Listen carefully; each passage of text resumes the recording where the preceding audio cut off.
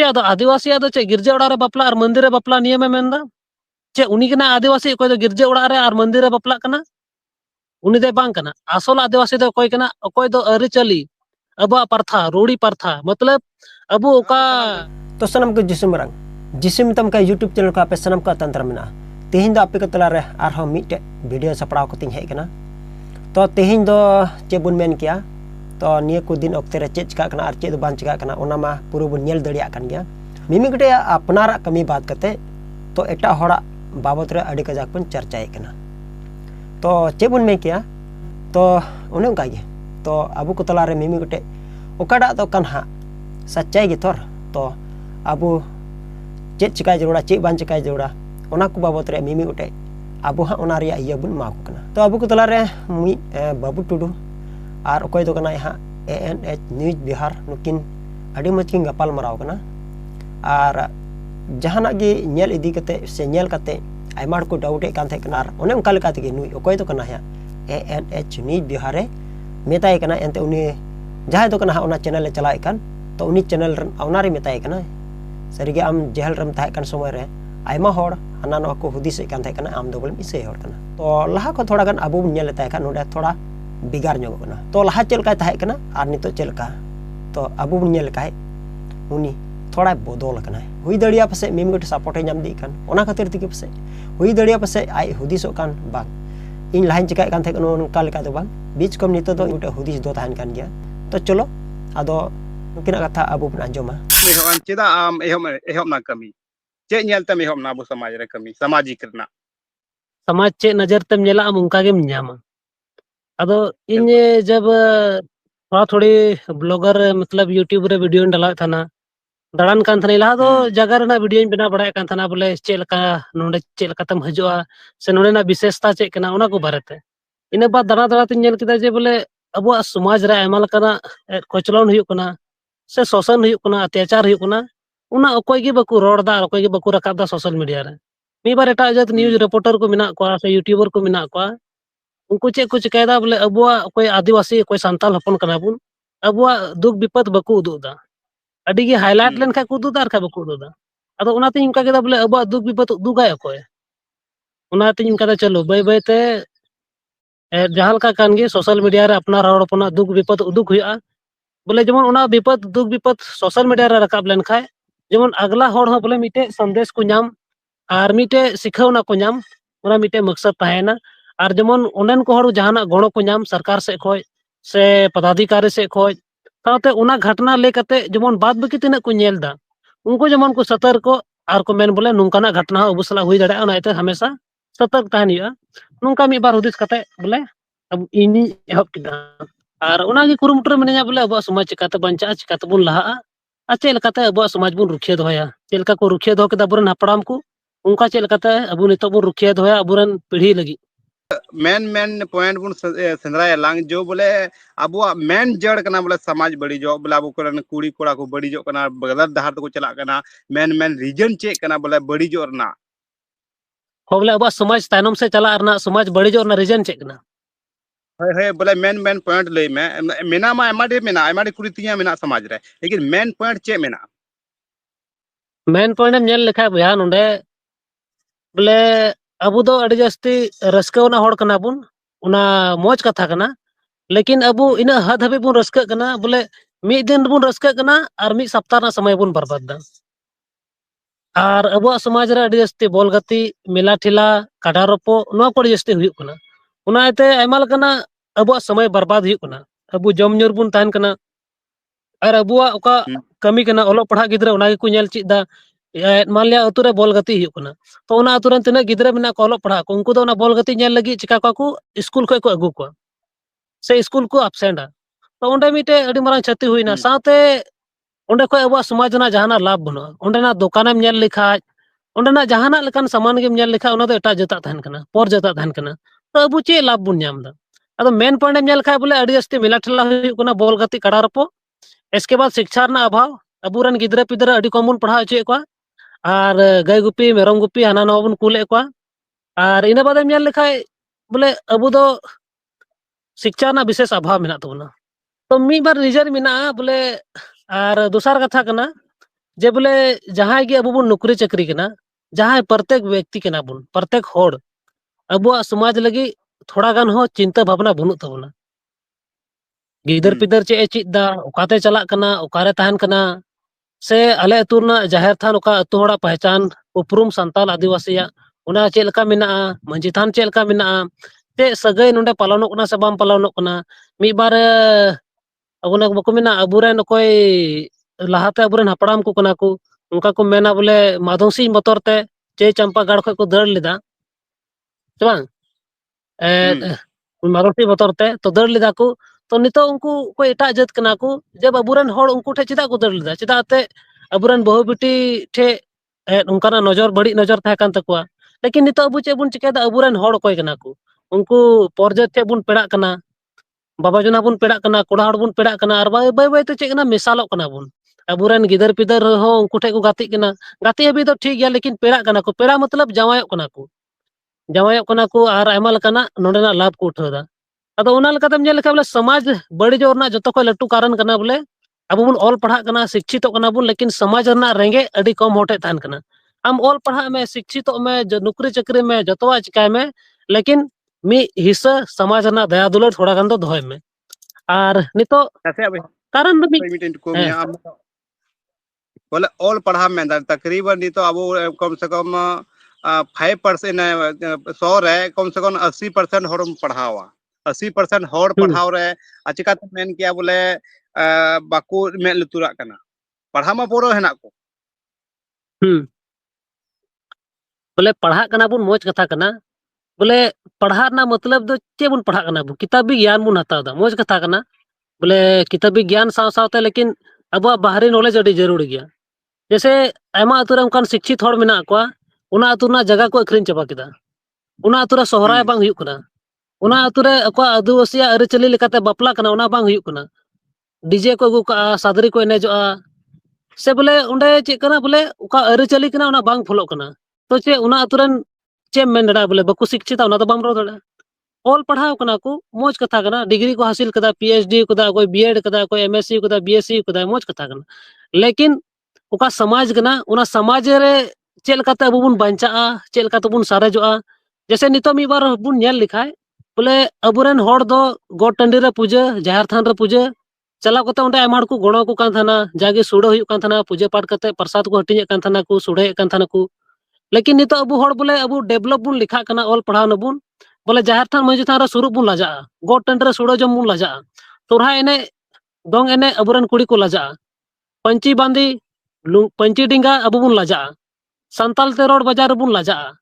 अदो ओकाल कते अबु अरि चले अबु समाज दो बंचा अब बुन ऑल पढ़ाव कना अबेन हनिए बुन बगी दा चिदा कारण कना बोले अबु अबुरन गिदरा उनका बाबू प्रेपेयर को जैसे अबु मेलार बुन नेल लिखा अबुरन गिदरा हबर कते देवी नेल बुन चला कना गिदरा हबर कते निंदा जात्रा नेल बुन चला कना बोल एने नेल बुन चला कना कड़ा रपो नेल बुन चला कना और कटी खोय गे अबुरन गिदरा दो बहरे नुआ बुन इमा को कना जे बोले आम हो लट्टू कते दो नुका गे मेला ठेला नेल चला में और आमरन गिदरा हबर कते चला में सातम नेल लिखा बोले मी बार बाबा जना को गिदरा को मनाया का बोले हिंदा बेटा हंडी दो आलम न्यूया लेकिन उनी बाबा जना के चे मिताया हिंदा बाबू दू फलना तको ठे को हंडी अगुइन में से बांग हिंदा बाबू दू हांडे को हंडी अगुई तला में अतो इना रोडना मतलब आमा बड़ी अगर कमी मिना तमा से बड़ी आदत मिना तमा तो उना तीसो आमरन गिदरा सामंग रे आलम कमिया और बांखा उनी गिदरा दे नेल चिदा उना इना मेन जंग दो कना विशेष कारण कना बोले अबु समाज लगी बोले अबु रेंगे बनु तबना विशेष कारण उना कना और उना इतिगे अबु दबुन आदो कना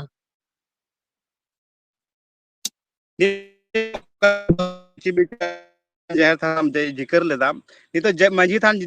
जाहिर थान को ढिला दिया कना बगी दिया कना को रीजन चेदा चे लगी को बगिया कना बो मंजी थान जाहिर थान अडमोज नित तरह बोले अडमोज कुकली के दाम बोले अडमोज कुकलीम दो केदा बोले मंजी थान और जाहिर थान ढिला कना चेदा मंजी थान और जाहिर थान ढिला रना कारण दो कना अबु आदिवासी बुन लिखा कना अबु दो मंदिर रे पूजा बुन हब किदा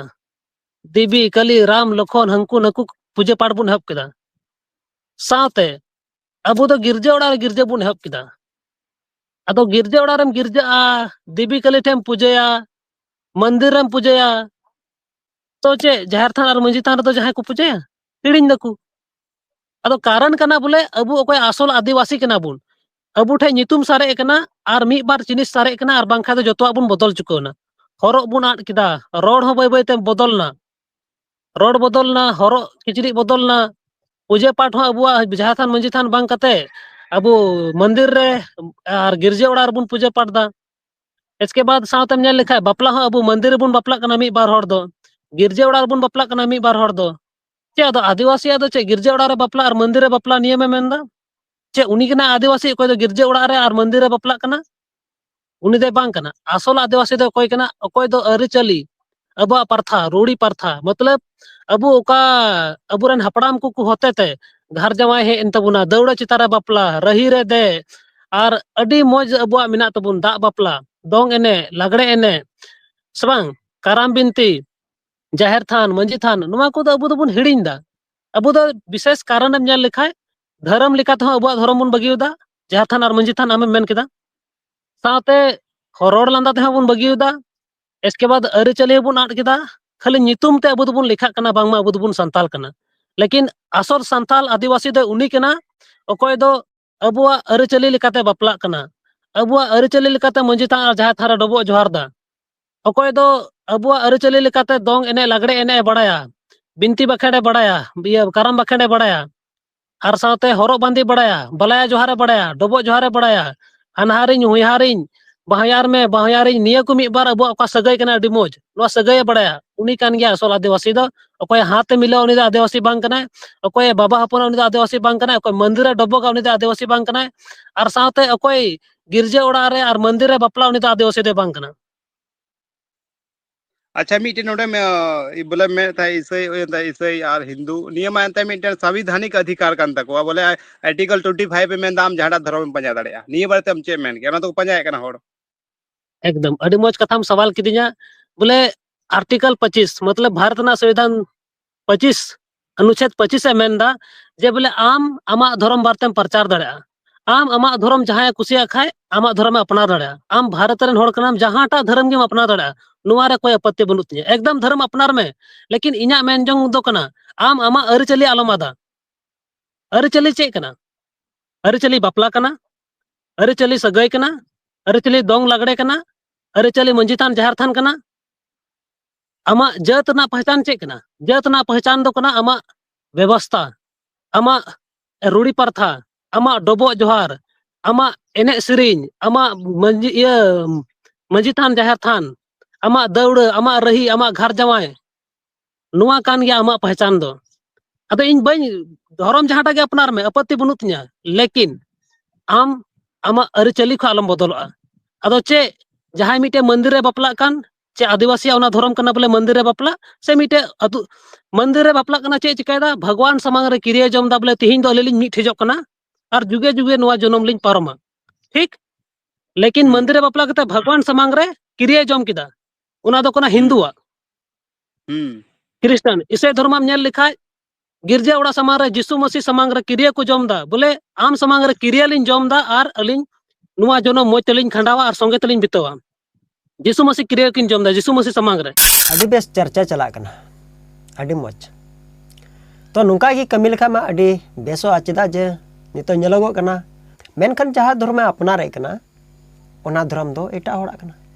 अदो बेस की को चिका कान तबुना अबुरन अदो चिकाय तबुन पे इन जहान ओना रे इये बनु तिया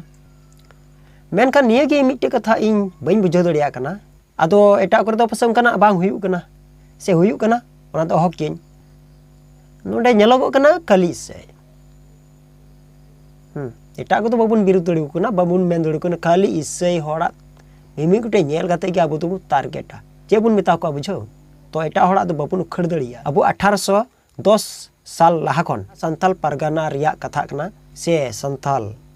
तो ओना जायगा रे तो 1810 साल खन लाहा दो बको थाय कना अदो चे बुन मेना बादो इनी बेनाय कान आर बांग खाय पे मेना आइगे रोड कना इन दो बई रोड़ा है तो ओना वीडियो अपिन दिखा पे कना एनते इन ठे दो ओना रिया प्रूफ मेना तो बेकन देला ओना बुन नेल न्यो काल गे 1810 तक संथाल लोग संथाल परगना में नहीं थे। ये हम नहीं, गोड्डा सांसद निशिकांत दुबे जी लोकसभा में कह रहे हैं कि संथाल लोग संथाल परगना में 1810 से पहले नहीं थे, इसीलिए संथाल लोग को आदिवासी की दर्जा नहीं मिलना चाहिए। ये हम नहीं, गोड्डा सांसद निशिकांत दुबे जी लोकसभा में बोल रहे हैं।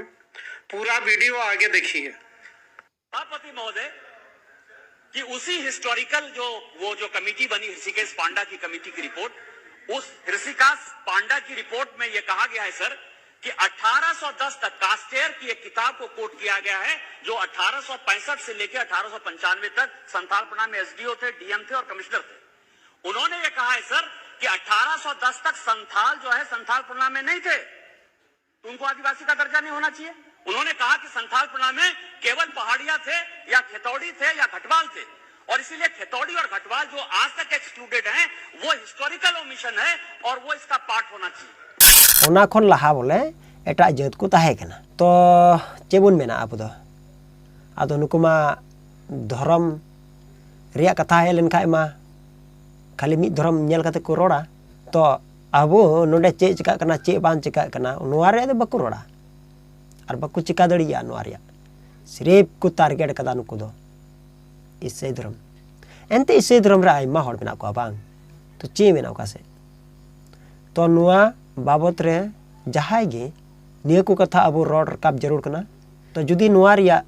पे मेने कन खाय तो ठीक गया कोटाय तबुन पे चिकाय तबुन पे तो निया गे मणांग रे अब निया को लक्ष्य जरूरा और बांग खाय नितो नेल में हा एटा जत को ताहे कना बोले ओना बाडायो कना तो ठीक गया मसरी मिसेस को तो अब बु बुझो दड़िया कना पे मने रे चे डाउट थान कना ओना गे हा कमेंट रे ले पे हैं तो तिना वीडियो दुन शॉर्ट का कना उनका गे एटा वीडियो रुबुन यापाम कना मा सनाम कोगी जिसु मरांग।